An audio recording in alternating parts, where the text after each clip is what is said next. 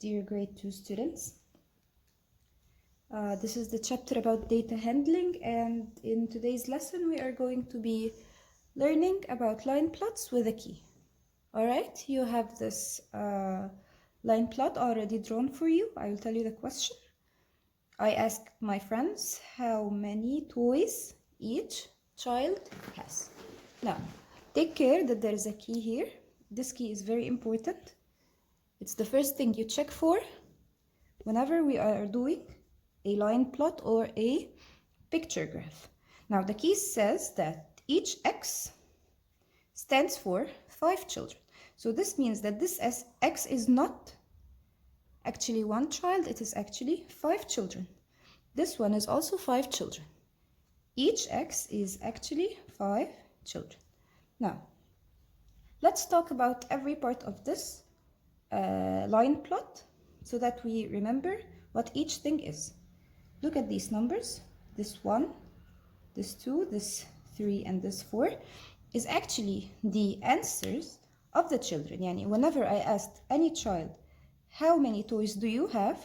Some children said they have 1, some children said they have 2, some children said they have 3, and some children said they have 4. So whenever a child told me he has 1 toy, I would put him in this column.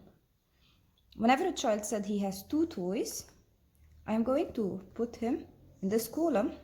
Whenever a child said he has 3 toys, I would put him in this column. And whenever a child said he had 4 toys, I would definitely put him in this column.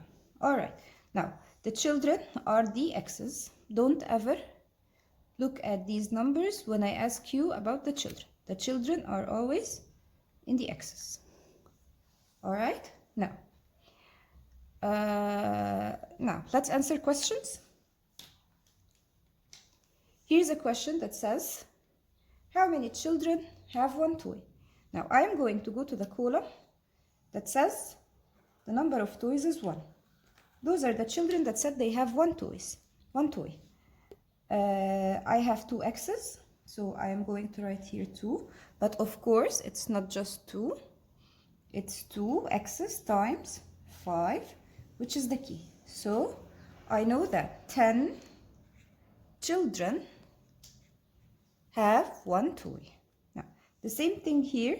How many children have 2 toys? I am going to go to the column where the children said they have 2 toys. I have 4 X's.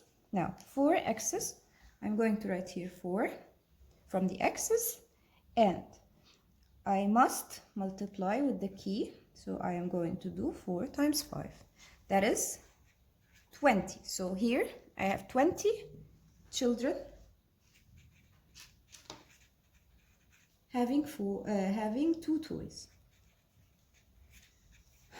All right. Now, what about those who said they have 3 toys? I'm going to go to the column where they said they had 3 toys. Now, I have here 3 X's. Now, take care. I'm going to write here 3, not because they have 3 toys, not because of this, but because there are 3 X's. 3 times 5 is 15 children. Now, and the last one, those who said they have 4 toys, it has 1 X, so 1 times 5 is 5 children. Now, notice that I multiplied by the key each time. So this is very important. Don't ever forget to multiply by the key. Now, one tricky question here though. What is the total number of children that I asked? I am going to check the total number of X's because these are all of the children who answered this survey or answered this question. So I will find that I have 1, 2, 3, 4, 5, 6, 7, 8, 9, 10. I have 10 X's. You know by now that if I want to know the total number of children, I'm going to count all the X's. So I have 10 X's, but again, no difference. I need to multiply by the key. So 10 times 5 is 50. The total number of children that I asked are 50. All right, now, whenever I'm answering more or less questions, also I need to get the total number of children, not just if I say how many more children have two toys than one toy, I can't just do 4 minus 2. That wouldn't be correct because these are not 4 and these are not 2. These are actually 20 and these are 10. So I need to do 20 minus 10.